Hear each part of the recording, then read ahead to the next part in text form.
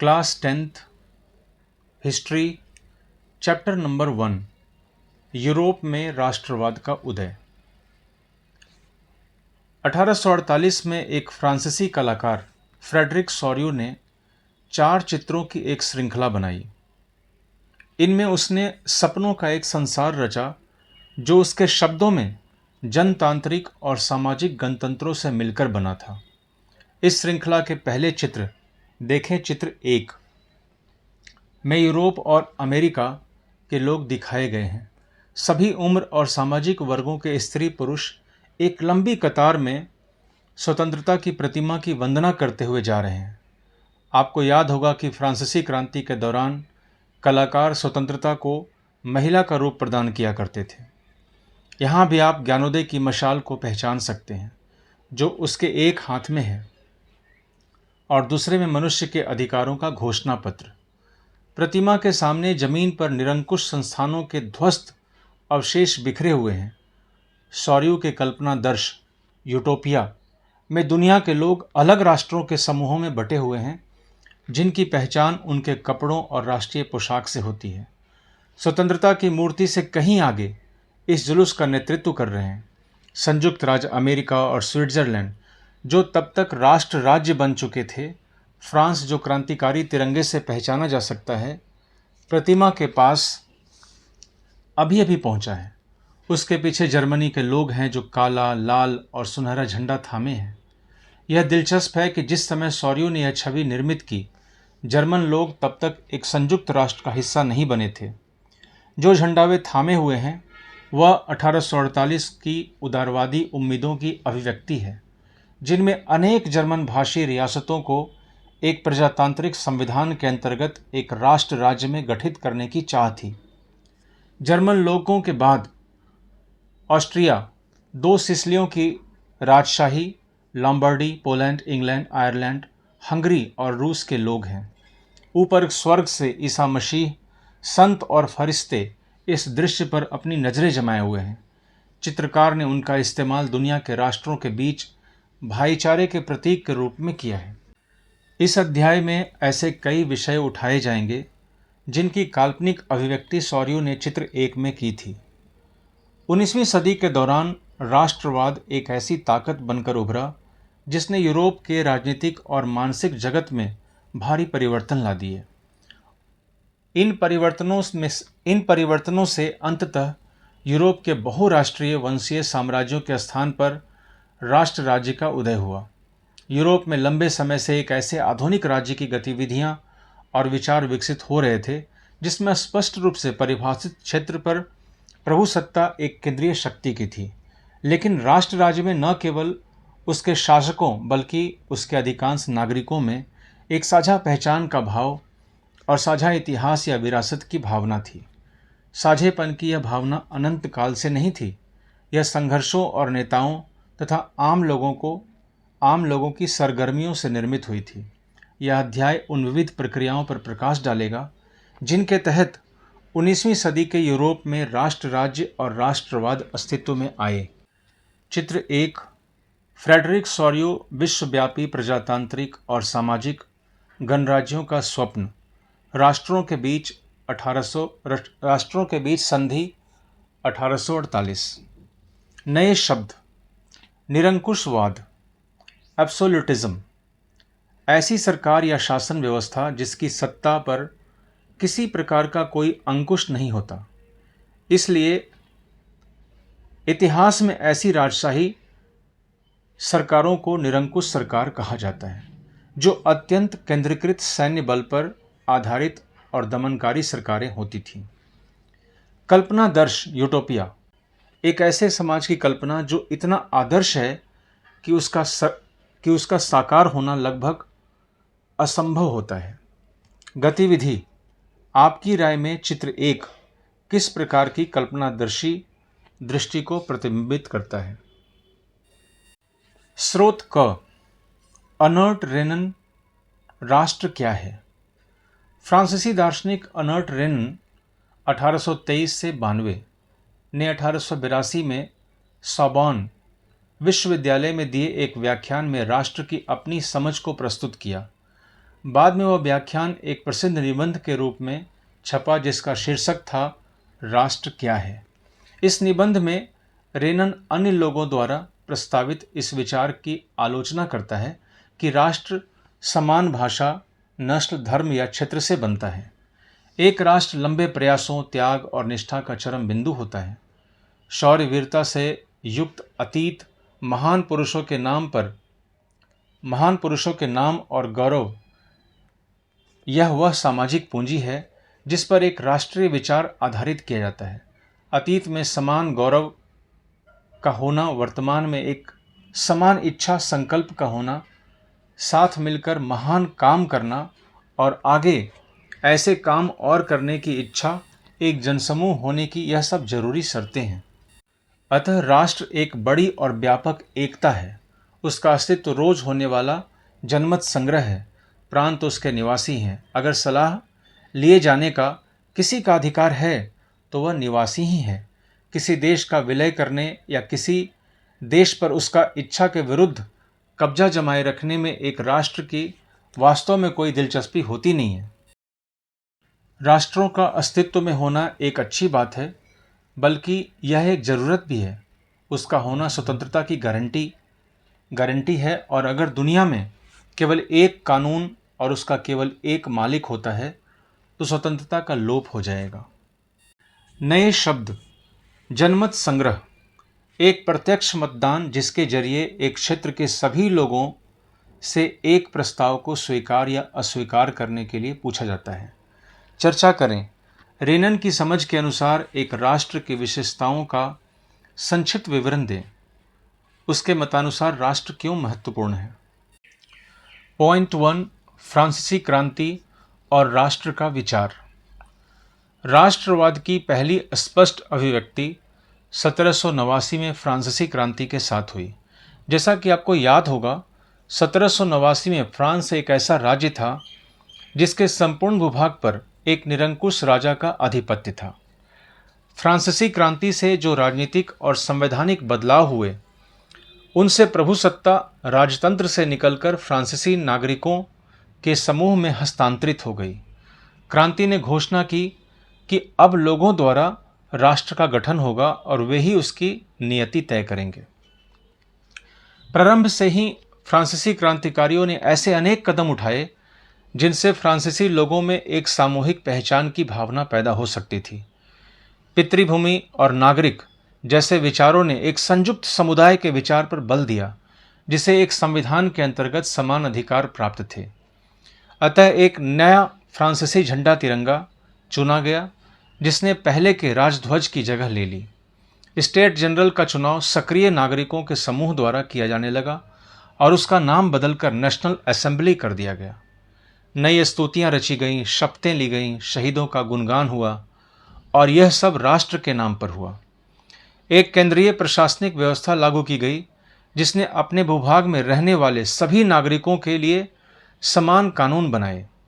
आंतरिक आयात निर्यात शुल्क समाप्त कर दिए गए और भार तथा नापने की एक समान व्यवस्था लागू की गई। क्षेत्रीय बोलियों को हतोत्साहित किया गया और पेरिस में फ्रेंच जैसी बोली और लिखी जाती थी, वही राष्ट्र की साझा भाषा बन गई थी। क्रांतिकारियों ने यह भी घोषणा की कि फ्रांसीसी राष्ट्र का यह भाग्य और लक्ष्य था कि वह यूरोप के लोगों को निरंकुश शासकों से मुक्त कराए। दूसरे शब्दों में, फ्रांस यूरोप के अन्य लोगों को राष्ट्रों में गठित होने में मदद देगा। जब फ्रांस की घटनाओं की खबर यूरोप के विभिन्न शहरों में पहुंची, तो छात्र तथा शिक्षित मध्य वर्गों के अन्य सदस्य जैकोबिन क्लबों की स्थापना करने लगे। उनकी गतिविधियों और अभियानों ने उन फ्रेंच सेनाओं के लिए रास्ता तैयार किया जो 1790 के दशक में हॉलैंड, बेल्जियम, स्विट्जरलैंड और इटली के बड़े इलाके में घुसी। क्रांतिकारी युद्धों के शुरू होने के साथ ही फ्रांसीसी सेनाएं राष्ट्रवाद के विचारों को विदेशों में ले जाने लगी। नेपोलियन के नियंत्रण में जो विशाल क्षेत्र आया, वहां उसने ऐसे अनेक सुधारों की शुरुआत की जिन्हें फ्रांस में पहले ही आरंभ किया जा चुका था। फ्रांस में राजतंत्र वापस लाकर नेपोलियन ने निस्संदेह वहां प्रजातंत्र को नष्ट किया था। मगर प्रशासनिक क्षेत्र में उसने क्रांतिकारी सिद्धांतों का समावेश किया था ताकि पूरी व्यवस्था अधिक तर्कसंगत और कुशल बन सके। 1804 की नागरिक संहिता, जिसे आमतौर पर नेपोलियन की संहिता के नाम से जाना जाता है, ने जन्म पर आधारित विशेषाधिकार समाप्त कर दिए थे।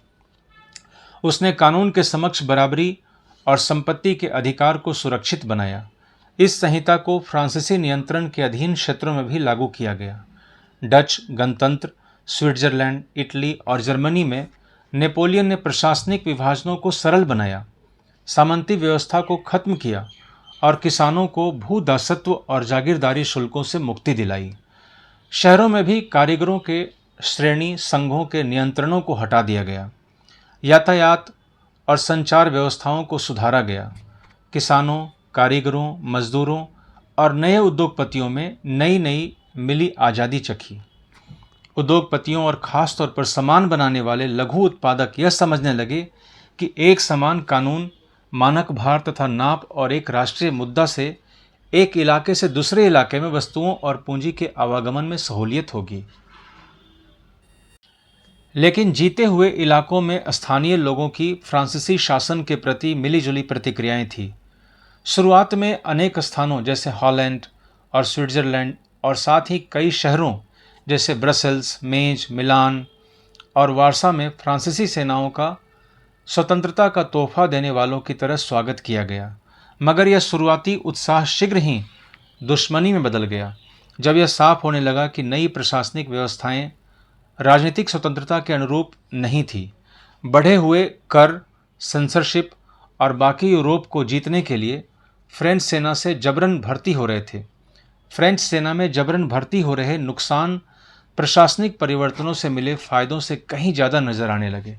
चित्र 2, एक जर्मन पंचांग या तिथि पत्र का मुख्य पृष्ठ, जिसे पत्रकार एंड्रियास रेबमान ने 1798 में डिजाइन किया। फ्रेंच बास्टिल में क्रांतिकारी भीड़ के प्रवेश के चित्र को उससे मिलते जुलते किले की बगल में बनाया गया है।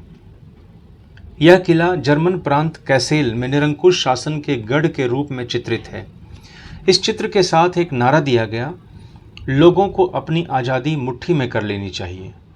रेबमान एक पत्रकार था जो मेंज नामक शहर में रहता था। वह जर्मन जैकोबिन गुट का सदस्य था। चित्र 4, जे बकरेन, जर्मनी में स्वतंत्रता के वृक्ष का रोपण। जर्मन चित्रकार कार्ल कैस्पर फिट्ज द्वारा बनाया गया इस रंगीन चित्र का विषय फ्रेंच सेनाओं द्वारा जे बकरेन शहर पर कब्जा है। अपनी नीली, सफ़ेद और लाल पोशाकों से पहचाने जाने वाले फ्रांसीसी सैनिकों को दमनकारियों के रूप में प्रस्तुत किया है, जो एक किसान की गाड़ी बाएं छीनते हुए कुछ युवा महिलाओं को तंग कर रहे हैं, बीच का अग्रभाग, और एक किसान को घुटने टेकने पर मजबूर कर रहे हैं। स्वतंत्रता के वृक्ष पर लगाई जा रही पट्टी पर जर्मन में लिखा है, उसका अनुवाद है, हमसे आज़ादी और समानता ले लो, यह मानवता का आदर्श रूप है। यह फ्रांसीसियों के इस दावे पर व्यंग है कि वे जिन इलाकों में जाते थे वहाँ राजतंत्र का विरोध कर मुक्तिदाता बन जाते थे। चित्र 5, राइनलैंड का डाकिया लाइप्जिग से आते हुए सब कुछ गंवा देता है। यहाँ नेपोलियन को 1813 में लाइप्जिग की लड़ाई हार कर फ्रांस लौटते हुए डाकिये के रूप में दर्शाया गया है। उसके झोले से गिरती हर चिट्ठी पर उन भूभागों के नाम लिखे हैं जिन्हें अब वह हार चुका है। पॉइंट 2, यूरोप में राष्ट्रवाद का निर्माण। अगर आप मध्य 18वीं सदी के यूरोप के नक्शे को देखें तो उसमें वैसे राष्ट्र राज्य नहीं मिलेंगे जैसे कि आज हैं, जिन्हें आज हम जर्मनी, इटली और स्विट्जरलैंड के रूप में जानते हैं। वे तब राजशाहियों, डचियों और कैंटनों में बटे हुए थे, जिनके शासकों के स्वायत्त क्षेत्र थे। पूर्वी और मध्य यूरोप निरंकुश राजतंत्रों के अधीन थे और इन इलाकों में तरह तरह के लोग रहते थे। वे अपने आप को एक सामूहिक पहचान या किसी समान संस्कृति का भागीदार नहीं मानते थे। अक्सर वे अलग अलग भाषाएं बोलते थे और विभिन्न जातीय समूहों के सदस्य थे। उदाहरण के तौर पर ऑस्ट्रिया हंगरी पर शासन करने वाला हैब्सबर्ग साम्राज्य कई अलग अलग क्षेत्रों और जनसमूहों को जोड़कर बना था। इसमें एल्प्स के टिरोल, ऑस्ट्रिया और सुडेंटनलैंड जैसे इलाकों के साथ साथ बोहेमिया भी शामिल था, जहाँ के कुलीन वर्ग में जर्मन भाषा बोलने वाला ज़्यादा था। हैब्सबर्ग साम्राज्य में लॉम्बार्डी और वेनेशिया जैसे इतालवी भाषी प्रांत भी शामिल थे। हंगरी में आधे लोग मैग्यार भाषा बोलते थे, जबकि बाकी लोग विभिन्न बोलियों का इस्तेमाल करते थे। गालिसिया में कुलीन वर्ग पॉलिश भाषा बोलता था। इन प्रभावशाली समूहों के अलावा हैब्सबर्ग साम्राज्य की सीमा रेखाओं के भीतर भारी संख्या में खेती करने वाले लोग अधीन अवस्था में रहते थे, जैसे उत्तर में बोहेमियन और स्लोवाक, कार्नियोला में स्लोवेंस, दक्षिण में क्रोएट तथा पूरब की तरफ ट्रांसिल्वेनिया में रहने वाले रोमन लोग। ऐसा फर्क राजनीतिक एकता को आसानी से बढ़ावा देने वाला नहीं था। इन तरह तरह के समूहों को आपस में बांधने वाला तत्व केवल सम्राट के प्रति सबकी निष्ठा थी। राष्ट्रवाद और राष्ट्र राज्य का विचार कैसे उभरा? 2.1 कुलीन वर्ग और नया मध्य वर्ग। सामाजिक और राजनीतिक रूप से जमीन का मालिक कुलीन वर्ग यूरोपीय महाद्वीप का सबसे प्रभुत्वशाली वर्ग था। इस वर्ग के सदस्य एक साझा जीवन शैली में बंधे हुए थे, जो क्षेत्रीय विभाजनों के आर पार व्याप्त थी। वे ग्रामीण इलाकों में जायदाद और शहरी हवेलियों के मालिक थे। राजनीतिक कार्यों के लिए तथा उच्च वर्गों के बीच वे फ्रेंच भाषा का प्रयोग करते थे। उनके परिवार अक्सर वैवाहिक बंधनों से आपस में जुड़े होते थे, मगर यह शक्तिशाली कुलीन वर्ग संख्या के लिहाज से एक छोटा समूह था।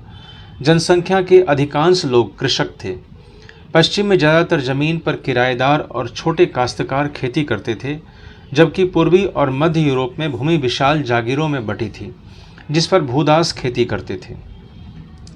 पश्चिमी और मध्य यूरोप के हिस्सों में औद्योगिक उत्पादन और व्यापार में वृद्धि से शहरों का विकास और वाणिज्यिक वर्गों का उदय हुआ, जिनका अस्तित्व बाजार के लिए उत्पादन पर टिका था। इंग्लैंड में औद्योगिकरण 18वीं सदी के दूसरे भाग में आरंभ हुआ, लेकिन फ्रांस और जर्मनी के राज्यों के कुछ हिस्सों में यह 19वीं शताब्दी के दौरान ही हुआ। इस प्रक्रिया के फलस्वरूप नए सामाजिक समूह अस्तित्व में आए। श्रमिक वर्ग के लोग और मध्य वर्ग, जो उद्योगपतियों, व्यापारियों और सेवा क्षेत्र के लोगों से बने। मध्य और पूर्वी यूरोप में इन समूहों का आकार 19वीं सदी के अंतिम दशकों तक छोटा था। कुलीन विशेषाधिकारों की समाप्ति के बाद शिक्षित और उदारवादी मध्य वर्गों के बीच ही राष्ट्रीय एकता के विचार लोकप्रिय हुए। 2.2 उदारवादी राष्ट्रवाद के क्या मायने थे? यूरोप में 19वीं सदी के शुरुआती दशकों में राष्ट्रीय एकता से संबंधित विचार उदारवाद से करीब से जुड़े थे। उदारवाद यानी लिबरलिज्म शब्द लातीन भाषा के मूल लिबर पर आधारित है, जिसका अर्थ है आज़ाद।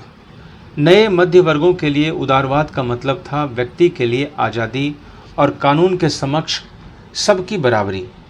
राजनीतिक रूप से उदारवाद एक ऐसी सरकार पर जोर देता था जो सहमति से बनी हो। फ्रांसीसी क्रांति के बाद से उदारवाद निरंकुश शासक और पादरी वर्ग के विशेषाधिकारों की समाप्ति, संविधान तथा संसदीय प्रतिनिधि सरकार का पक्षधर था। 19वीं सदी के उदारवादी निजी संपत्ति के स्वामित्व की अनिवार्यता पर भी बल देते थे, लेकिन यह जरूरी नहीं था कि कानून के समक्ष बराबरी का विचार सबके लिए मताधिकार के पक्ष में था। आप याद करें कि क्रांतिकारी फ्रांस उदारवादी प्रजातंत्र का पहला राजनीतिक प्रयोग था और वहां मत देने और चुने जाने का अधिकार केवल संपत्तिवान पुरुषों को ही हासिल था।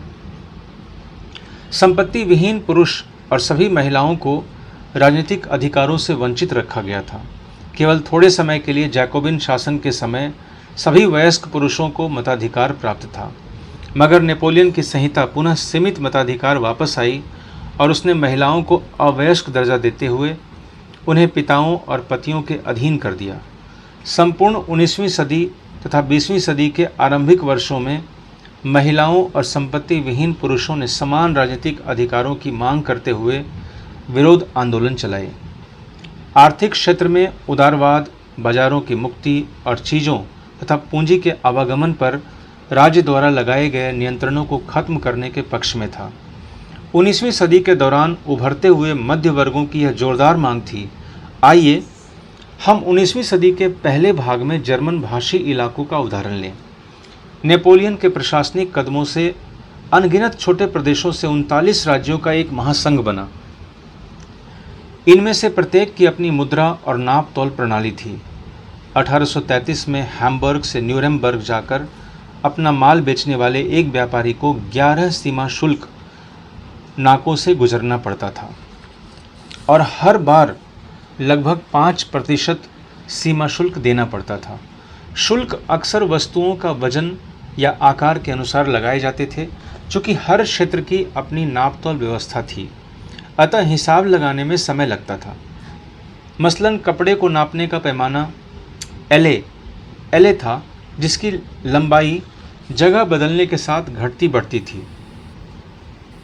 अगर एक एल कपड़ा फ्रैंकफर्ट में खरीदा जाता था तो 54.7 सेंटीमीटर मिलता, मेंज में 55.1 सेंटीमीटर, न्यूरेमबर्ग में 65.6 सेंटीमीटर और फ्राइबर्ग में 53.5 सेंटीमीटर। नए वाणिज्यिक वर्ग ऐसी परिस्थितियों को आर्थिक विनिमय और विकास में बाधक मानते हुए एक ऐसे एकीकृत आर्थिक क्षेत्र के निर्माण के पक्ष में तर्क दे रहा था जहां वस्तुओं, लोग और पूंजी का आवागमन बाधा रहित हो। 1834 में प्रशा की पहल पर एक शुल्क संघ जॉलवेराइन स्थापित किया गया, जिसमें अधिकांश जर्मन राज्य शामिल हो गए। इस संघ ने शुल्क अवरोधों को समाप्त कर दिया और मुद्राओं की संख्या 2 कर दी, जो उससे पहले 30 से ऊपर थी। इसके अलावा रेलवे के जाल ने गतिशीलता बढ़ाई और आर्थिक हितों को राष्ट्रीय एकीकरण का सहायक बनाया। उस समय पनप रही व्यापक राष्ट्रवादी भावनाओं को आर्थिक राष्ट्रवाद की लहर ने मजबूत बनाया। कुछ महत्वपूर्ण तिथियां: 1797 नेपोलियन का इटली पर हमला, नेपोलियाई युद्धों की शुरुआत। 1814 से 1815 नेपोलियन का पतन, वियना शांति संधि। 1821 यूनानी स्वतंत्रता के लिए संघर्ष प्रारंभ। 1848 फ्रांस में क्रांति, आर्थिक परेशानियों से ग्रस्त कारीगरों, औद्योगिक मजदूरों और किसानों की बगावत। मध्य वर्ग संविधान और प्रतिनिध्यात्मक सरकार के गठन की मांग करता है। इतालवी, जर्मन, मैग्यार, पोलिश, चेक आदि राष्ट्र राज्यों की मांग करते हैं। 1859 से 1870 इटली का एकीकरण। 1866 से 1871 जर्मनी का एकीकरण। 1905 हैम्सबर्ग और ऑटोमन साम्राज्य में स्लाव राष्ट्रवाद मजबूत होता है। स्रोत ख अर्थशास्त्री राष्ट्रीय अर्थव्यवस्था की शब्दावली में सोचने लगे। वे चर्चा करने लगे कि राष्ट्र कैसे विकास कर सकता है और कौन से आर्थिक कदम राष्ट्र को निर्मित करने में मदद दे सकते हैं। जर्मनी के ट्यूबिंजन विश्वविद्यालय में अर्थशास्त्र के प्रोफेसर फ्राइडरिख लिस्ट ने 1834 में लिखा, जॉलवेराइन का लक्ष्य जर्मन लोगों को आर्थिक रूप में एक राष्ट्र में बांध देना है। वह राष्ट्र की आर्थिक हालत जितना बाहरी तरह से उसके हितों की रक्षा करके मजबूत बनाएगा, उतना ही आंतरिक उत्पादकता को बढ़ाकर भी उसे प्रांतीय हितों को आपस में जोड़कर राष्ट्रीय भावना को जगाना और उठाना चाहिए। जर्मन लोग यह समझ गए हैं कि एक मुक्त आर्थिक व्यवस्था ही राष्ट्रीय भावनाओं के उत्पन्न होने का एकमात्र जरिया है। 2.3 1815 के बाद एक नया रूढ़िवाद। 1815 में नेपोलियन की हार के बाद यूरोपीय सरकारें रूढ़िवाद की भावना से प्रेरित थी। रूढ़िवादी मानते थे कि राज्य और समाज की स्थापित परंपराएं, संस्थाएं जैसे राजतंत्र, चर्च, सामाजिक ऊंच नीच, संपत्ति और परिवार को बनाए रखना चाहिए। फिर भी अधिकतर रूढ़िवादी लोग क्रांति से पहले के दौर में वापसी नहीं चाहते थे। नेपोलियन द्वारा शुरू किए गए परिवर्तनों से उन्होंने यह जान लिया था कि आधुनिकीकरण राजतंत्र जैसी पारंपरिक संस्थाओं को मजबूत बनाने में सक्षम था। वह राज्य की ताकत को ज़्यादा कारगर और मजबूत बना सकता था। एक आधुनिक सेना, कुशल नौकरशाही, गतिशील अर्थव्यवस्था, सामंतवाद और भूदासत्व की समाप्ति यूरोप के निरंकुश राजतंत्रों को शक्ति प्रदान कर सकते थे। 1815 में ब्रिटेन, रूस, प्रशा और ऑस्ट्रिया जैसी यूरोपीय शक्तियों, जिन्होंने मिलकर नेपोलियन को हराया था, के प्रतिनिधि यूरोप के लिए एक समझौता तैयार करने के लिए वियना में मिले। इस सम्मेलन की मेजबानी ऑस्ट्रिया के चांसलर ड्यूक मैटरनिख ने की। इसमें प्रतिनिधियों ने 1815 की वियना संधि तैयार की, जिसका उद्देश्य उन कई सारे बदलावों को खत्म करना था जो नेपोलियाई युद्धों के दौरान हुए थे। फ्रांसीसी क्रांति के दौरान हटाए गए बुर्बो वंश को सत्ता में बहाल किया गया और फ्रांस ने उन इलाकों को खो दिया जिन पर कब्जा उसने नेपोलियन के अधीन किया गया था। फ्रांस की सीमाओं पर कई राज्य कायम कर दिए गए ताकि भविष्य में फ्रांस विस्तार न कर सके। अतः उत्तर में नीदरलैंड्स का राज्य स्थापित किया गया, जिसमें बेल्जियम शामिल था, और दक्षिण में पिडमॉन्ट में जेनेवा जोड़ दिया गया। प्रशा को उसकी पश्चिमी सीमाओं पर महत्वपूर्ण नए इलाके दिए गए, जबकि ऑस्ट्रिया को उत्तरी इटली का नियंत्रण सौंपा गया। मगर नेपोलियन ने 39 राज्यों का जो जर्मन महासंघ स्थापित किया था उसे बरकरार रखा गया। पूर्व में रूस को पोलैंड का एक हिस्सा दिया गया, जबकि प्रशा को सैक्सनी का एक हिस्सा प्रदान किया गया। इस सब का मुख्य उद्देश्य उन राजतंत्रों की बहाली था जिन्हें नेपोलियन ने बर्खास्त कर दिया था।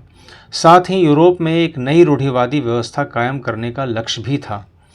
1815 में स्थापित रूढ़िवादी शासन व्यवस्थाएं निरंकुश थी। वे आलोचना और असहमति बर्दाश्त नहीं कर सकती थी और उन्होंने उन गतिविधियों को दबाना चाहा जो निरंकुश सरकारों की वैधता पर सवाल उठाती थी। ज़्यादातर सरकारों ने सेंसरशिप के नियम बनाए, जिनका उद्देश्य अखबारों, किताबों, नाटकों और गीतों में व्यक्त उन बातों पर नियंत्रण लगाना था जिनसे फ्रांसीसी क्रांति से जुड़े स्वतंत्रता और मुक्ति के विचार झलकते थे। लेकिन फिर भी फ्रांसीसी क्रांति की स्मृति उदारवादियों को लगातार प्रेरित कर रही थी। नई रूढ़िवादी व्यवस्था के आलोचक उदारवादी राष्ट्रवादियों द्वारा उठाया गया एक मुख्य मुद्दा था प्रेस की आज़ादी। चित्र 6, चिंतकों का क्लब। 1820 के आसपास बनाया गया एक अनाम व्यंग चित्र। बाईं तरफ की पट्टी पर लिखा है, आज की बैठक का सबसे महत्वपूर्ण प्रश्न है, हमें कब तक सोचने दिया जाएगा। दाईं तरफ बोर्ड पर क्लब के नियमों की सूची है, जिनमें निम्नलिखित शामिल है। फर्स्ट, इस पढ़े लिखे समाज का पहला नियम है खामोशी। सेकंड, ऐसी किसी स्थिति से बचने के लिए जब इस क्लब का कोई सदस्य बोलने के लोभ का शिकार हो जाए, सदस्यों को प्रवेश करने पर मुंह बंद रखने वाले मोहरे बांटे जाएंगे। चर्चा करें, उन राजनीतिक उद्देश्यों का विवरण दें जिन्हें आर्थिक कदमों द्वारा हासिल करने की उम्मीद लिस्ट को है। नए शब्द, रूढ़िवाद, ऐसा राजनीतिक दर्शन जो परंपरा स्थापित संस्थानों और रिवाजों पर जोर देता है और तेज बदलावों के बजाय क्रमिक और धीरे धीरे विकास को प्राथमिकता देता है। गतिविधि, यूरोप के नक्शे पर उन परिवर्तनों को चिन्हित करें जो वियना कांग्रेस के फलस्वरूप सामने आए। 2.4 क्रांतिकारी। 1815 के बाद के वर्षों में दमन के भय ने अनेक उदारवादी राष्ट्रवादियों को भूमिगत कर दिया। बहुत सारे यूरोपीय राज्यों में क्रांतिकारियों को प्रशिक्षण देने और विचारों का प्रसार करने के लिए गुप्त संगठन उभर आए। उस समय क्रांतिकारी होने का मतलब उन राजतंत्रीय व्यवस्थाओं का विरोध करने से था जो वियना कांग्रेस के बाद स्थापित की गई थी। साथ ही स्वतंत्रता और मुक्ति के लिए प्रतिबद्ध होना और संघर्ष करना क्रांतिकारी होने के लिए जरूरी था। ज़्यादातर क्रांतिकारी राष्ट्र राज्यों की स्थापना को आज़ादी के इस संघर्ष का अनिवार्य हिस्सा मानते थे। ऐसा ही वह व्यक्ति था इटली का क्रांतिकारी ज्यूसेप्पी मैत्सनी। उनका जन्म 1807 में जेनेवा में हुआ था और वह कार्बोनारी के गुप्त संगठन का सदस्य बन गया। 24 साल की युवावस्था में लिगुरिया में क्रांति करने के लिए उसे बहिष्कृत कर दिया गया। तत्पश्चात उसने 2 और भूमिगत संगठनों की स्थापना की। पहला था मार्सेई में यंग इटली और दूसरा बर्न में यंग यूरोप, जिसके सदस्य पोलैंड, फ्रांस, इटली और जर्मन राज्यों में समान विचार रखने वाले युवा थे। मैत्सनी का विश्वास था कि ईश्वर की मर्जी के अनुसार राष्ट्र ही मनुष्यों की प्राकृतिक इकाई थी। अतः इटली छोटे राज्यों और प्रदेशों के पैबंदों की तरह नहीं रह सकता था। उसे जोड़कर राष्ट्रों के व्यापक गठबंधन के अंदर एकीकृत गणतंत्र बनाना ही था। यह एकीकरण ही इटली की मुक्ति का आधार हो सकता था। उसके इस मॉडल की देखा देखी जर्मनी, फ्रांस, स्विट्जरलैंड और पोलैंड में गुप्त संगठन कायम किए गए। मैत्सनी द्वारा राजतंत्र का घोर विरोध करके और प्रजातांत्रिक गणतंत्रों के अपने स्वप्न से मैत्सनी ने रूढ़िवादियों को हरा दिया। मैटरनिख ने उसे हमारी सामाजिक व्यवस्था का सबसे खतरनाक दुश्मन बताया। चित्र 7 जुसेपे मैत्सनी और बर्न 1833 में यंग यूरोप की स्थापना। गियाकोमो मांतेगाजा का चित्र। पॉइंट 3 क्रांतियों का युग 1830 से 1848। जैसे जैसे रूढ़िवादी व्यवस्थाओं ने अपनी ताकत को और मजबूत बनाने की कोशिश की, यूरोप के अनेक क्षेत्रों में उदारवाद और राष्ट्रवाद को क्रांति से जोड़कर देखा जाने लगा। इटली और जर्मनी के राज्य, ऑटोमन साम्राज्य के सूबे, आयरलैंड और पोलैंड ऐसे ही कुछ क्षेत्र थे। इन क्रांतियों का नेतृत्व उदारवादी राष्ट्रवादियों ने किया, जो शिक्षित मध्यवर्गीय विशिष्ट लोग थे। इनमें प्रोफेसर, स्कूली अध्यापक, क्लर्क और वाणिज्य व्यापार में लगे मध्य वर्ग के लोग शामिल थे। प्रथम विद्रोह फ्रांस में जुलाई 1830 में हुआ। बुर्बो राजा, जिन्हें 1815 के बाद हुई रूढ़िवादी प्रतिक्रिया के दौरान सत्ता में बहाल किया गया था, उन्हें अब उदारवादी क्रांतिकारियों ने उखाड़ फेंका। उनकी जगह एक संवैधानिक राजतंत्र स्थापित किया गया, जिसका अध्यक्ष लुई फिलिप था। मैटरनिख ने एक बार यह टिप्पणी की थी कि जब फ्रांस छींकता है तो बाकी यूरोप की सर्दी जुकाम हो जाता है। जुलाई क्रांति से ब्रसेल्स में भी विद्रोह भड़क गया, जिसके फलस्वरूप United Kingdom of the Netherland से अलग हो गया। एक घटना जिसने पूरे यूरोप के शिक्षित अभिजात वर्ग में राष्ट्रीय भावनाओं का संचार किया, वह थी यूनान का स्वतंत्रता संग्राम। 15वीं सदी से यूनान ऑटोमन साम्राज्य का हिस्सा था। यूरोप में क्रांतिकारी राष्ट्रवाद की प्रगति से यूनानियों का आज़ादी के लिए संघर्ष 1821 में आरंभ हो गया। यूनान में राष्ट्रवादियों को निर्वासन में रह रहे यूनानियों के साथ पश्चिमी यूरोप के अनेक लोगों का भी समर्थन मिला, जो प्राचीन यूनानी संस्कृति के प्रति सहानुभूति रखते थे। कवियों और कलाकारों ने यूनान को यूरोपीय सभ्यता का पालना बताकर प्रशंसा की और एक मुस्लिम साम्राज्य के विरुद्ध यूनान के संघर्ष के लिए जनमत जुटाया।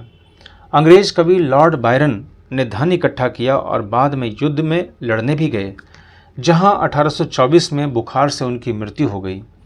अंततः 1832 की कस्तुनतुनिया की संधि ने यूनान को एक स्वतंत्र राष्ट्र की मान्यता दी। 3.1 रूमानी कल्पना और राष्ट्रीय भावना। राष्ट्रवाद का विकास केवल युद्धों और क्षेत्रीय विस्तार से नहीं हुआ। राष्ट्र के विचार के निर्माण में संस्कृति ने एक अहम भूमिका निभाई। कला, काव्य, कहानियों, किस्सों और संगीत ने राष्ट्रवादी भावनाओं को गढ़ने और व्यक्त करने में सहयोग दिया। आइए हम रूमानीवाद को देखें, जो एक ऐसा सांस्कृतिक आंदोलन था जो एक खास तरह की राष्ट्रीय भावना का विकास करना चाहता था। आमतौर पर रूमानी कलाकारों और कवियों ने तर्क वितर्क और विज्ञान के महिमा मंडन की आलोचना की और उसकी जगह भावनाओं, अंतर्दृष्टि और रहस्यवादी भावनाओं पर जोर दिया। उनका प्रयास था कि एक साझा सामूहिक विरासत की अनुभूति और एक साझा सांस्कृतिक अतीत को राष्ट्र का आधार बनाया जाए। जर्मन दार्शनिक योहान गॉटफ्रीड जैसे रोमानी चिंतकों ने दावा किया कि सच्ची जर्मनी संस्कृति उसके आम लोगों में निहित थी। राष्ट्र की सच्ची आत्मा लोकगीतों, जन काव्य और लोक नृत्यों से प्रकट होती थी। इसलिए लोक संस्कृति के इन स्वरूपों को एकत्र और अंकित करना राष्ट्र के निर्माण की परियोजना के लिए आवश्यक था। स्थानीय बोलियों पर बल और स्थानीय लोक साहित्य को एकत्र करने का उद्देश्य केवल प्राचीन राष्ट्रीय भावना को वापस लाना नहीं था, बल्कि आधुनिक राष्ट्रीय संदेश को ज़्यादा लोगों तक पहुंचाना था, जिनमें से अधिकांश निरक्षर थे। यह खास तौर पर पोलैंड पर लागू होता था, जिसका 18वीं सदी के अंत में रूस, प्रशा और ऑस्ट्रिया जैसी बड़ी शक्तियों ने विभाजन कर दिया था। यद्यपि पोलैंड अब स्वतंत्र भूक्षेत्र नहीं था, किंतु संगीत और भाषा के जरिए राष्ट्रीय भावना जीवित रखी गई। मसलन कैरोल कुपिश्की ने राष्ट्रीय संघर्ष का अपने ओपेरा और संगीत से गुणगान किया और पोलेनेस और माजुर्का जैसे लोक नृत्यों को राष्ट्रीय प्रतीकों में बदल दिया। भाषा ने भी राष्ट्रीय भावनाओं के विकास में एक महत्वपूर्ण भूमिका निभाई। रूसी कब्जे के बाद पोलिश भाषा को स्कूलों से बलपूर्वक हटाकर रूसी भाषा को हर जगह जबरन लादा गया। 1831 में रूस के विरुद्ध एक सशस्त्र विद्रोह हुआ जिसे आखिरकार कुचल दिया गया। इसके अनेक सदस्यों ने राष्ट्रवादी विरोध के लिए भाषा को एक हथियार बनाया। चर्च के आयोजनों और संपूर्ण धार्मिक शिक्षा में पोलिश का इस्तेमाल हुआ। इसका नतीजा यह हुआ कि बड़ी संख्या में पादरियों और बिशपों को जेल में डाल दिया गया। रूसी अधिकारियों ने उन्हें सजा देते हुए साइबेरिया भेज दिया क्योंकि उन्होंने रूसी भाषा का प्रचार करने से इनकार कर दिया था। पोलिश भाषा रूसी प्रभुत्व के विरुद्ध संघर्ष के प्रतीक के रूप में देखी जाने लगी। चित्र 8 यूजीन देला क्रोआ द मैसेकर एट कियोस 1824। फ्रांसीसी चित्रकार देला क्रोआ सबसे महत्वपूर्ण फ्रेंच रोमानी चित्रकारों में से एक था। यह विशाल चित्र 4.19 मीटर इंटू 3.54 मीटर एक घटना को चित्रित करता है जिसमें कियोस द्वीप पर कहा जाता है तुर्कों ने 20,000 यूनानियों को मार डाला।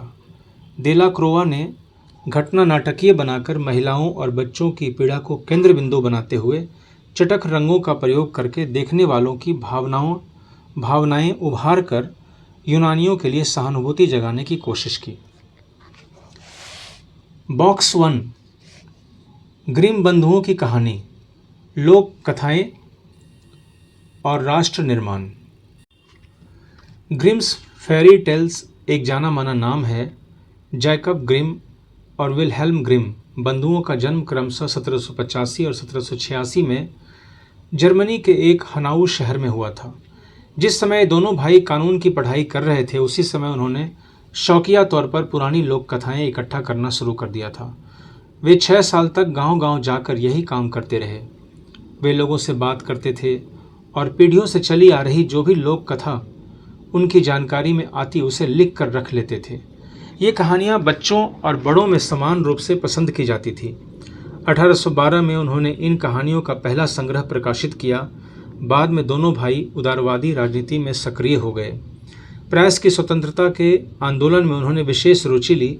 इसी बीच उन्होंने 33 खंडों में जर्मन भाषा का शब्दकोश भी प्रकाशित कर डाला। ग्रिम बंधु फ्रांस के वर्चस्व को जर्मन संस्कृति के लिए खतरा मानते थे। उनको विश्वास था कि उन्होंने जो लोक कथाएं इकट्ठी की है वे विशुद्ध और सच्ची जर्मन भावना की अभिव्यक्ति है। लोक कथाएं इकट्ठी करने और जर्मन भाषा को विकसित करने के अपने प्रयासों को वे फ्रांसीसी प्रभुत्व का विरोध करने और एक जर्मन राष्ट्रीय पहचान गढ़ने की व्यापक योजना का हिस्सा मानते थे। 3.2 भूख, कठिनाइयाँ और जन विद्रोह। 1830 के दशक यूरोप में भारी कठिनाइयाँ लेकर आया। 19वीं सदी के प्रथम भाग में पूरे यूरोप में जनसंख्या में जबरदस्त वृद्धि हुई। ज़्यादातर देशों में नौकरी ढूंढने वालों की तादाद उपलब्ध रोजगार से अधिक थी। ग्रामीण क्षेत्रों के अतिरिक्त आबादी शहर जाकर भीड़ से भरी गरीब बस्तियों में रहने लगी। नगरों के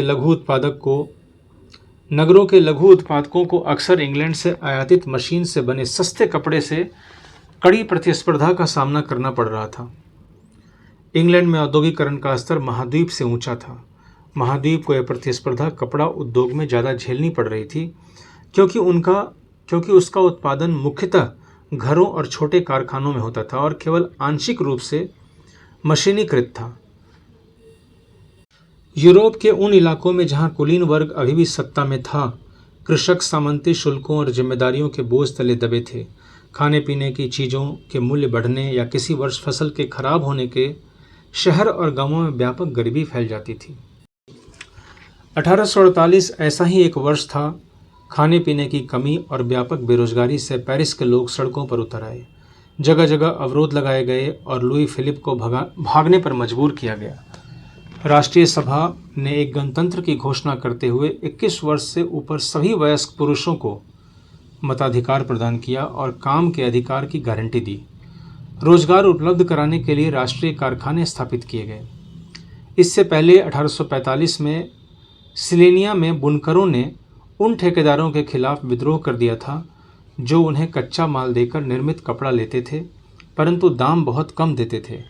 पत्रकार विल्हेम वोल्फ ने सिलेसिया के एक गांव की घटनाएं इस प्रकार बयान की। इन गांवों में 18,000 आबादी वाले सूती कपड़ा बुनने का व्यवसाय सबसे व्यापक है। श्रमिकों की हालत खस्ता है। काम के लिए बेताब लोगों का फ़ायदा उठाकर ठेकेदारों ने बनवाए जाने वाले माल की कीमतें गिरा दी हैं। 4 जून को दोपहर 2 बजे बुनकरों की एक भीड़ अपने घरों से निकली और 2 कतारों में चलते हुए ठेकेदार की कोठी पहुंची। वे ज़्यादा मजदूरी की मांग कर रहे थे। उनके साथ कभी घृणा का व्यवहार किया गया तो कभी धमकियां दी गई। इसके बाद यह भीड़ घर में ज़बरदस्ती घुस गई और चमचमाती खिड़कियां, फर्नीचर और चीनी मिट्टी की बनी नफीस चीज़ें तोड़ दी। एक अन्य गुट ने भंडार गृह में घुसकर कपड़े के भंडार को लूट कर उसे तार तार कर दिया। ठेकेदार अपने परिवार के साथ पड़ोस के गांव भाग गया। हालांकि ऐसे व्यक्ति को उस गांव ने शरण देने से इनकार कर दिया। वह 24 घंटे बाद सेना को बुलाकर उसकी मदद से लौटा। इसके बाद जो टकराव हुआ उसमें 11 बुनकरों को गोली मार दी गई। गतिविधि। कल्पना कीजिए कि आप एक बुनकर हैं जिसने चीज़ों को बदलते हुए देखा है। आपने क्या देखा, इस आधार पर एक रिपोर्ट लिखिए। चित्र 9, कृषक विद्रोह 1848। 3.3 1848 उदारवादियों की क्रांति। 1848 में जब अनेक यूरोपीय देशों में गरीबी, बेरोजगारी और भूखमरी से ग्रस्त किसान मजदूर विद्रोह कर रहे थे, तब उसके समानांतर पढ़े लिखे मध्य वर्गों की एक क्रांति भी हो रही थी। फरवरी 1848 की घटनाओं से राजा को गद्दी छोड़नी पड़ी थी और एक गणतंत्र की घोषणा की गई जो सभी पुरुषों के सार्वत्रिक मताधिकार पर आधारित था। यूरोप के अन्य भागों में जहां अभी तक स्वतंत्र राष्ट्र राज्य अस्तित्व में नहीं आए थे, जैसे Germany, Italy, Poland, Austro Hungarian साम्राज्य, वहाँ के उदारवादी मध्य वर्गों के स्त्री पुरुषों ने संविधान की मांग की। संविधान की मांग को राष्ट्रीय एकीकरण की मांग से जोड़ दिया। उन्होंने बढ़ते जन असंतोष का फायदा उठाया और एक राष्ट्र राज्य के निर्माण की मांगों को आगे बढ़ाया। यह राष्ट्र राज्य संविधान, प्रेस की स्वतंत्रता और संगठन बनाने की आज़ादी जैसे संसदीय सिद्धांतों पर आधारित था। जर्मन इलाकों में बड़ी संख्या में राजनीतिक संगठनों ने फ्रैंकफर्ट शहर में मिलकर एक सर्व जर्मन नेशनल असेंबली के पक्ष में मतदान का फैसला लिया।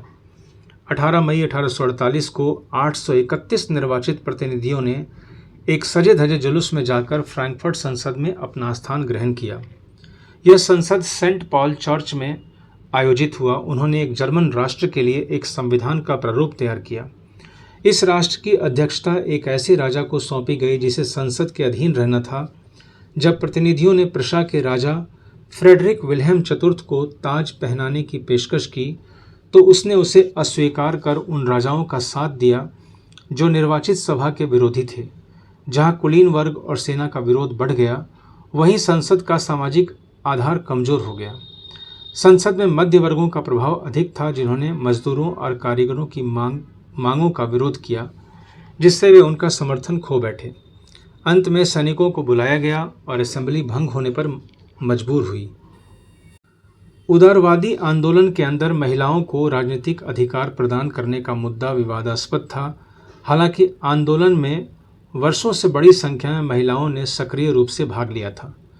महिलाओं ने अपने राजनीतिक संगठन स्थापित किए, अखबार शुरू किए और राजनीतिक बैठकों और प्रदर्शनों में शिरकत की। इसके बावजूद उन्हें असेंबली के चुनाव के दौरान मताधिकार से वंचित रखा गया था। जब सेंट पॉल चर्च में फ्रैंकफर्ट संसद की सभा आयोजित की गई थी, तब महिलाओं को केवल प्रेक्षकों की हैसियत से दर्शक दीर्घा में खड़े होने दिया गया। हालांकि रूढ़िवादी ताकतें 1848 में उदारवादी आंदोलनों को दबा पाने में कामयाब हुई, किंतु वे पुरानी व्यवस्था बहाल नहीं कर पाई। राजाओं को यह समझ में आना शुरू हो गया था कि उदारवादी राष्ट्रवादी क्रांतिकारियों को रियायतें देकर ही क्रांति और दमन के चक्र को समाप्त किया जा सकता था। इसलिए 1848 के बाद के वर्षों में मध्य और पूर्वी यूरोप के निरंकुश राजशाहियों ने उन परिवर्तनों को आरंभ किया जो पश्चिमी यूरोप में 1815 से पहले हो चुके थे। इस प्रकार हैब्सबर्ग अधिकार वाले क्षेत्र और रूस में भूदासत्व और बंधुआ मजदूरी समाप्त कर दी गई। हैब्सबर्ग शासकों ने हंगरी के लोगों को ज़्यादा स्वायत्तता प्रदान की, हालांकि इससे निरंकुश मैग्यारों के प्रभुत्व का रास्ता ही साफ हुआ। नए शब्द नारीवाद स्त्री पुरुष की सामाजिक, आर्थिक एवं राजनीतिक समानता की सोच के आधार पर महिलाओं के अधिकारों और हितों का बोध। स्वतंत्रता और समानता का महिलाओं के लिए क्या अर्थ था? उदारवादी राजनीतिज्ञ कार्ल वेलकर ने, जो फ्रैंकफर्ट संसद के एक निर्वाचित सदस्य थे, निम्नलिखित विचार व्यक्त किए। प्रकृति ने पुरुषों और महिलाओं को अलग अलग कार्य करने के लिए निर्मित किया है। पुरुष जो ज़्यादा ताकतवर हैं, दोनों में से ज़्यादा निर्भीक और मुक्त हैं, उसे परिवार का रखवाला और भरण पोषण करने वाला बनाया गया है और वह कानून, उत्पादन तथा प्रतिरक्षा के क्षेत्र में सार्वजनिक कार्यों के लिए है। महिला जो कमज़ोर, निर्भर और दब्बू हैं, उसे पुरुष की सुरक्षा की आवश्यकता है। उसका क्षेत्र घर, बच्चों की देखभाल और परिवार का पालन पोषण है। क्या हमें कोई और प्रमाण चाहिए कि इन भेदों के बाद लिंगों में बराबरी केवल परिवार के मेल मिलाप और गरिमा को खतरे में डाल देगी? लुइजे ऑटो पीटर्स 1819 से 95 एक राजनीतिक कार्यकर्ता थीं, जिसने महिलाओं की पत्रिका और तत्पश्चात एक नारीवादी राजनीतिक संगठन की स्थापना की। उसके अखबार 21 अप्रैल 1849 के प्रथम अंक में निम्नलिखित संपादकीय छपा। आइए हम यह पूछें कि कितने पुरुष जो स्वतंत्रता के लिए जीने मरने के विचारों से ओतप्रोत हैं, सभी लोगों, सभी इंसानों की आज़ादी के लिए तैयार होंगे। जब उनसे यह प्रश्न पूछा जाएगा, वे बड़ी आसानी से जवाब देंगे हाँ, हालांकि उनके अथक प्रयास केवल आधी मानव जाति के फायदे के लिए है, यानी पुरुष। मगर स्वतंत्रता तो अविभाज्य है, अतः स्वतंत्र पुरुषों को परतंत्रता से घिरे रहना मंजूर नहीं होना चाहिए। उसी अखबार के एक अनाम पाठक ने 25 जून 1850 को संपादक को निम्नलिखित पत्र भेजा। महिलाओं को राजनीतिक अधिकारों से वंचित रखना वाकई बेतुका और अविवेकपूर्ण है, जबकि उन्हें संपत्ति का अधिकार है जिसका वे इस्तेमाल करती हैं और जिम्मेदारियां भी उठाती हैं, हालांकि उन्हें वे लाभ नहीं मिलते जो उसी के लिए पुरुषों को मिलते हैं। यह अन्याय क्यों? क्या यह लज्जा की बात नहीं कि सबसे मूर्ख मवेशी पालक को मत देने का अधिकार सिर्फ इसलिए है क्योंकि वह एक पुरुष है, जबकि अत्यंत काबिल महिलाओं को, जो काफ़ी संपत्ति की मालकिन होती हैं, इसी हक से वंचित रखा जाता है, यद्यपि वे राज्य के रख रखाव में इतना ज़्यादा योगदान देती हैं। चर्चा करें। ऊपर उद्धृत 3 लेखकों द्वारा महिलाओं के अधिकार के प्रश्न पर व्यक्त विचारों की तुलना करें। उनसे उदारवादी विचारधारा के बारे में क्या स्पष्ट होता है? नए शब्द विचारधारा एक खास प्रकार की सामाजिक एवं राजनीतिक दृष्टि को इंगित करने वाले विचारों का समूह। पॉइंट 4 जर्मनी और इटली का निर्माण। 4.1 जर्मनी क्या सेना राष्ट्र के निर्माता हो सकती है? 1848 के बाद यूरोप में राष्ट्रवाद का जनतंत्र और क्रांति से अलगाव होने लगा। राज्य की सत्ता को बढ़ाने और पूरे यूरोप पर राजनीतिक प्रभुत्व हासिल करने के लिए रूढ़िवादियों ने अक्सर राष्ट्रवादी भावनाओं का इस्तेमाल किया। उसे उस प्रक्रिया में देखा जा सकता है जिससे जर्मनी और इटली एकीकृत होकर राष्ट्र राज्य बने। जैसा आपने देखा है, राष्ट्रवादी भावनाएं मध्यवर्गीय जर्मन लोगों में काफ़ी व्याप्त थी और उन्होंने 1848 में जर्मन महासंघ के विभिन्न इलाकों को जोड़कर एक निर्वाचित संसद द्वारा शासित राष्ट्र राज्य बनाने का प्रयास किया था। मगर राष्ट्र निर्माण की यह उदारवादी पहल राजशाही और फौज की ताकत ने मिलकर दबा दी। उनका प्रशा के बड़े भूस्वामियों ने भी समर्थन किया। उसके पश्चात प्रशा ने राष्ट्रीय एकीकरण के आंदोलन का नेतृत्व संभाल लिया। उसका प्रमुख मंत्री ऑटो वन बिस्मार्क इस प्रक्रिया का जनक था। जिसने प्रशा की सेना और नौकरशाही की मदद ली। 7 वर्ष के दौरान ऑस्ट्रिया, डेनमार्क और फ्रांस से 3 युद्धों में प्रशा को जीत हुई और एकीकरण की प्रक्रिया पूरी हुई। जनवरी 1871 में वर्साय में हुए एक समारोह में प्रशा के राजा विलियम प्रथम की जर्मनी का सम्राट घोषित किया गया।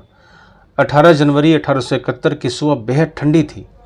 जर्मन राज्यों के राजकुमारों, सेना के प्रतिनिधियों और प्रमुख मंत्री ऑटो वन बिस्मार्क समेत प्रशा के महत्वपूर्ण मंत्रियों की एक बैठक वर्साय के महल के बेहद ठंडे Sheesh Mahal hall of mirrors में हुई।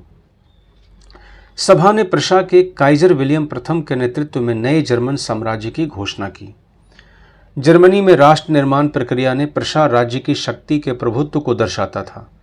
नए राज्य ने जर्मनी की मुद्रा, बैंकिंग और कानूनी तथा न्यायिक व्यवस्थाओं के आधुनिकीकरण पर काफ़ी जोर दिया और प्रशा द्वारा उठाए कदम और उसकी कार्रवाइयाँ बाकी जर्मनी के लिए अक्सर एक मॉडल बना। 4.2 जर्मनी की तरह इटली में भी राजनीतिक विखंडन का एक लंबा इतिहास था।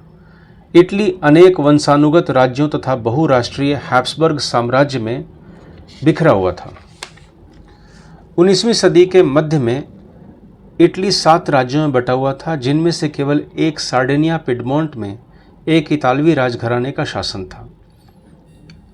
उत्तरी भाग ऑस्ट्रियाई हैब्सबर्गों के अधीन था, मध्य इलाकों पर पोप का शासन था और दक्षिणी क्षेत्र स्पेन के बुर्बो राजाओं के अधीन थे।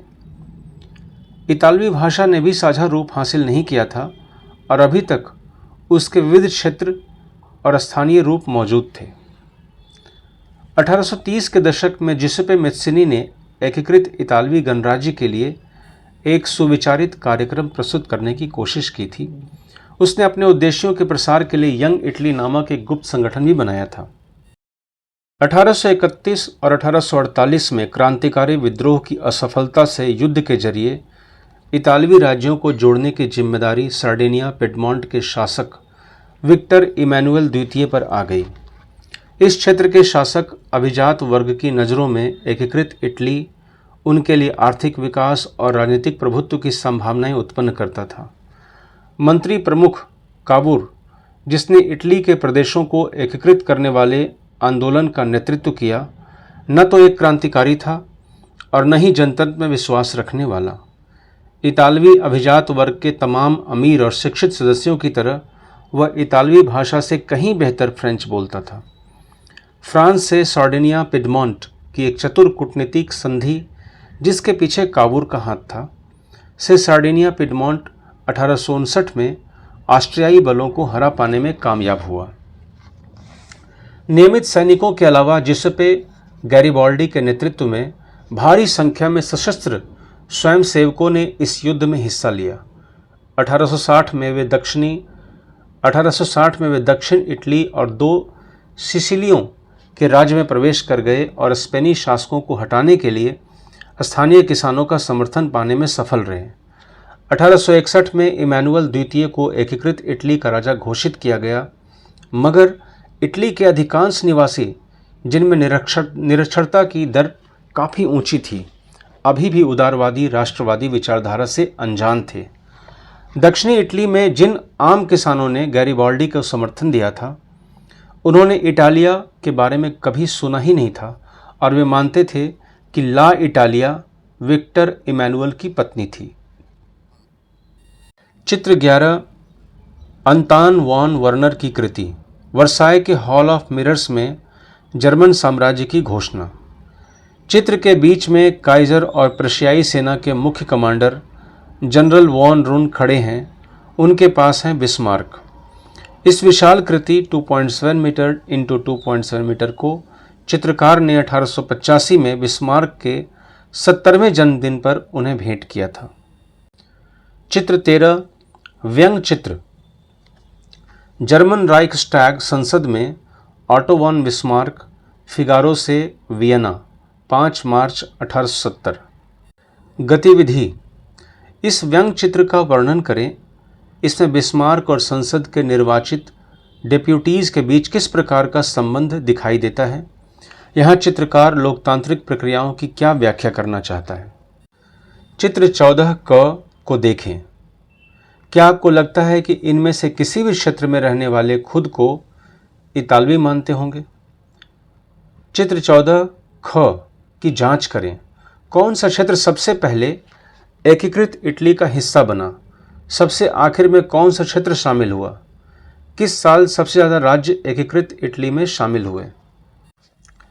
4.3 ब्रिटेन की अजीब दास्तान। कुछ विद्वानों ने तर्क दिया है कि राष्ट्र या राष्ट्र राज्य का मॉडल या आदर्श ग्रेट ब्रिटेन है। ब्रिटेन में राष्ट्र राज्य का निर्माण अचानक हुई कोई उथल पुथल या क्रांति का परिणाम नहीं था।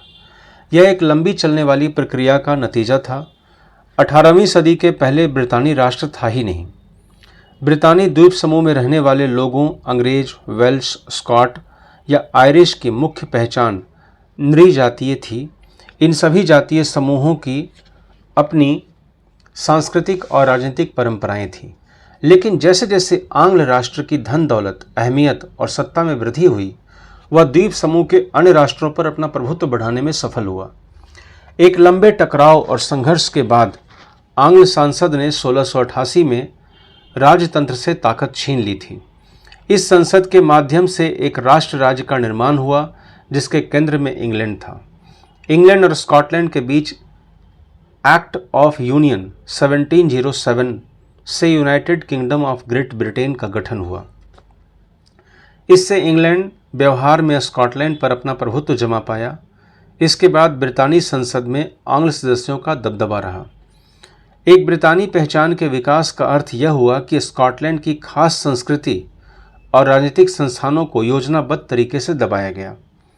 स्कॉटिश हाईलैंड्स के निवासी जिन कैथोलिक कुलों ने जब भी अपनी आज़ादी को व्यक्त करने का प्रयास किया, उन्हें ज़बरदस्त दमन का सामना करना पड़ा।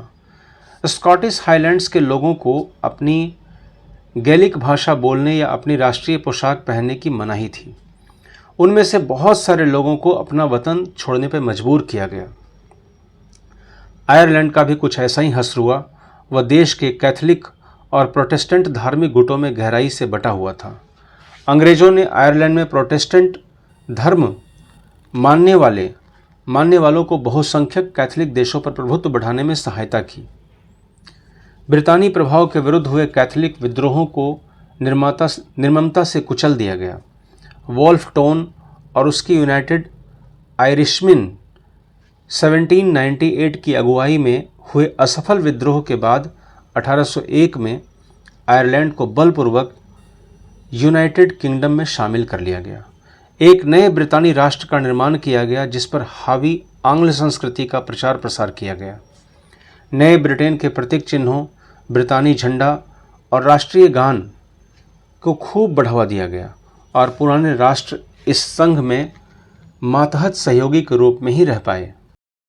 नए शब्द नृजातीय, एथनिक, एक साझा नस्ली, जनजातीय या सांस्कृतिक उद्गम अथवा पृष्ठभूमि जिसे कोई समुदाय अपनी पहचान मानता है। बॉक्स 2 जुसेप्पे गैरिबाल्डी 1807 से 1882 संभवतः इटली के स्वतंत्रता सेनानियों में सबसे मशहूर हैं। उनका संबंध एक ऐसे परिवार से था जो तटीय व्यापार में संलग्न था और वह स्वयं व्यापारिक नौसेना में एक नाविक था। 1833 में उसकी मुलाकात मैस्सिनी से हुई। वह यंग इटली आंदोलन से जुड़ा और 1834 में पिडमोंट के गणतंत्रीय विद्रोह में उसने भाग लिया। यह विद्रोह कुचल दिया गया और गैरिबाल्डी को दक्षिण अमेरिका भागना पड़ा, जहां वह 1848 तक निर्वासन में रहा। 1854 में उसने विक्टर इमैनुअल II का समर्थन किया जो इतालवी राज्यों को एकीकृत करने का प्रयास कर रहा था। 1860 में गैरिबाल्डी ने दक्षिण इटली की तरफ एक्सपेडिशन ऑफ द 1000 हजारों लोगों का अभियान का नेतृत्व किया। इस अभियान में नए स्वयंसेवक जुड़ते गए और उनकी संख्या लगभग 30,000 तक पहुंच गई। वे रेड शर्ट्स के नाम से लोकप्रिय हुए। 1867 में गैरिबाल्डी के नेतृत्व में स्वयंसेवकों की एक सेना पेपल राज्यों से लड़ने रोम गई जो इटली के एकीकरण में अंतिम बाधा थी। वहां एक फ्रांसीसी सैनिक टुकड़ी तैनात थी। रेड शर्ट्स फ्रांसीसी और पेपल सैनिकों के सामने टिक नहीं पाए। 1870 में जब प्रशा से युद्ध के दौरान फ्रांस ने रोम से अपने सैनिक हटा लिए, तब जाकर पेपल राज्य अंततः इटली में सम्मिलित हुए। चित्र 15 गैरीबाल्डी सार्डिनिया पिडमॉन्ट के राजा विक्टर इमैनुअल II को इटली नामक बूट जूता पहनने में मदद करते हुए। 1859 का अंग्रेजी व्यंग्य चित्र। पॉइंट 5 राष्ट्र की दृश्य कल्पना। किसी शासक को एक चित्र या मूर्ति के रूप में अभिव्यक्त करना आसान है, किंतु एक राष्ट्र को चेहरा कैसे दिया जा सकता है? 18वीं और 19वीं सदी के कलाकारों ने राष्ट्र का मानवीकरण करके इस प्रश्न को हल किया। दूसरे शब्दों में, उन्होंने एक देश को कुछ यूं चित्रित किया जैसे वह कोई व्यक्ति हो। उस समय राष्ट्रों को नारी भेष में प्रस्तुत किया जाता था। राष्ट्र को व्यक्ति का जामा पहनाते हुए जिस नारी रूप को चुना गया, वह असल जीवन में कोई खास महिला नहीं थी। यह तो राष्ट्र के अमूर्त विचार को ठोस रूप प्रदान करने का प्रयास था। यानी नारी की छवि राष्ट्र का रूपक बन गई। आपको याद होगा कि फ्रांसीसी क्रांति के दौरान कलाकारों ने स्वतंत्रता, न्याय और गणतंत्र जैसे विचारों को व्यक्त करने के लिए नारी रूपक का प्रयोग किया। इन आदर्शों को विशेष वस्तुओं या प्रतीकों से व्यक्त किया गया था। जैसा कि आपको याद होगा, स्वतंत्रता का प्रतीक लाल टोपी या टूटी जंजीर है और इंसाफ को आमतौर पर एक ऐसी महिला के प्रतीकात्मक रूप से व्यक्त किया जाता है जिसकी आंखों पर पट्टी बंधी हुई है और वह तराजू लिए हुए हैं। इसी प्रकार के नारी रूपकों का आविष्कार कलाकारों ने 19वीं सदी में किया। फ्रांस में उसे लोकप्रिय ईसाई नाम मरियान दिया गया, जिसने जन राष्ट्र के विचार को रेखांकित किया। उसके चिन्ह भी स्वतंत्रता और गणतंत्र के थे, लाल टोपी, तिरंगा और कलगी। मारियान की प्रतिमाएं सार्वजनिक चौकों पर लगाई गई ताकि जनता को एकता के राष्ट्रीय प्रतीक की याद आती रहे और लोग उससे तादात्म्य स्थापित कर सकें। मारियान की छवि सिक्कों और डाक टिकटों पर अंकित की गई। इसी तरह जर्मेनिया जर्मन राष्ट्र का रूपक बन गई। चाक्षुष अभिव्यक्तियों में जर्मेनिया बलूत वृक्ष के पत्तों का मुकुट पहनती है, क्योंकि जर्मन बलूत वीरता का प्रतीक है। नए शब्द।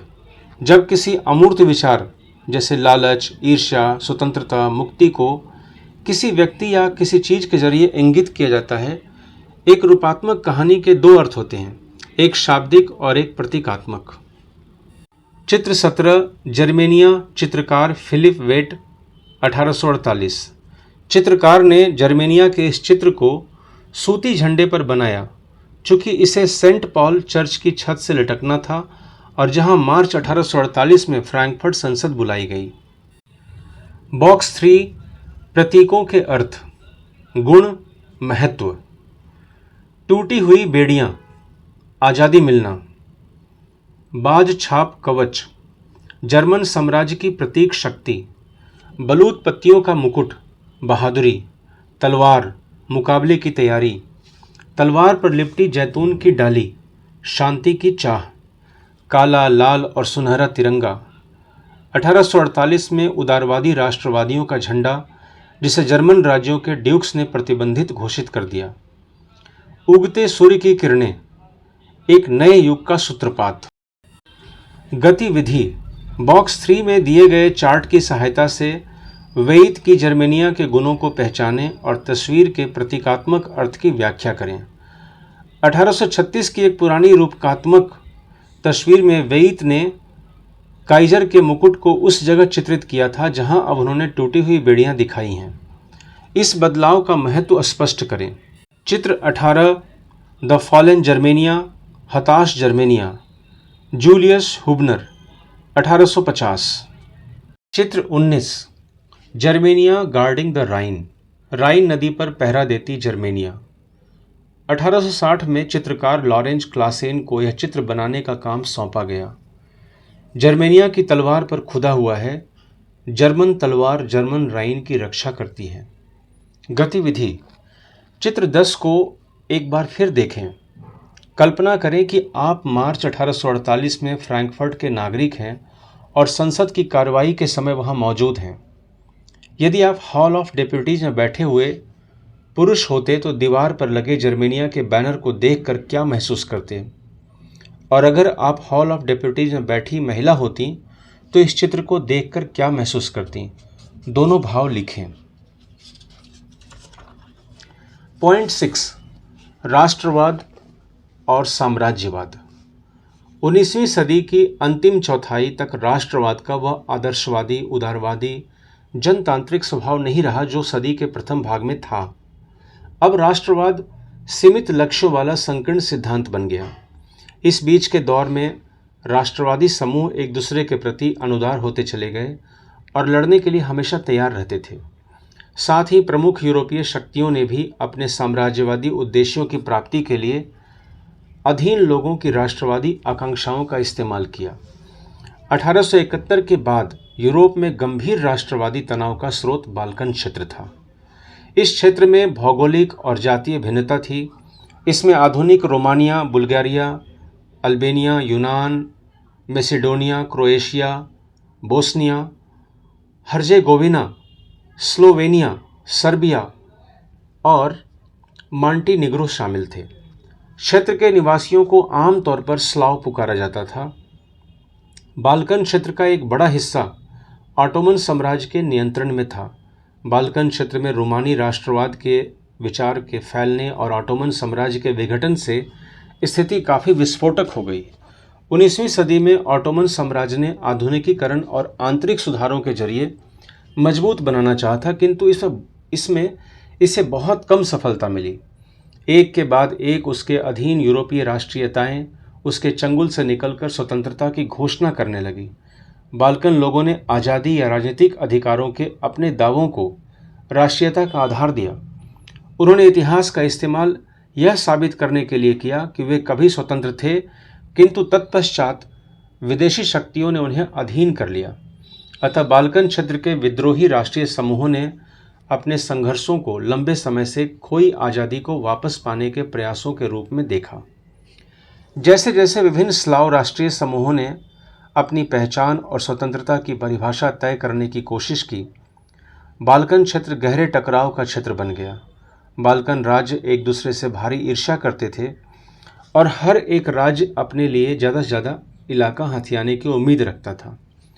परिस्थितियाँ और अधिक जटिल इसलिए हो गई क्योंकि बाल्कन क्षेत्र में बड़ी शक्तियों के बीच प्रतिस्पर्धा होने लगी।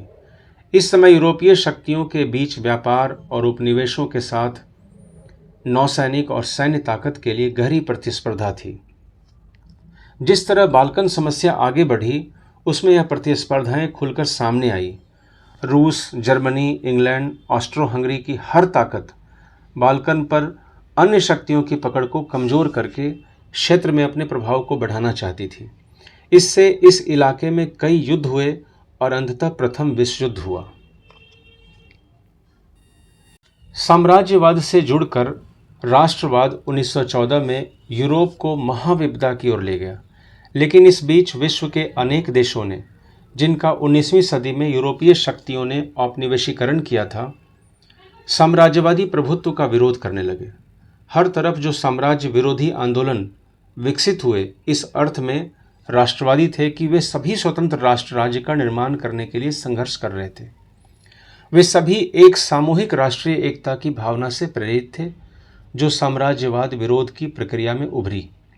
राष्ट्रवाद के यूरोपीय विचार कहीं और नहीं दोहराए गए, क्योंकि हर जगह लोगों ने अपनी तरह का विशिष्ट राष्ट्रवाद विकसित किया, मगर यह विचार कि समाजों को राष्ट्र राज्यों में गठित किया जाना चाहिए अब स्वाभाविक और सार्वभौम मान लिया गया। चित्र 20, ब्रिटिश साम्राज्य का यशगान करता एक मानचित्र।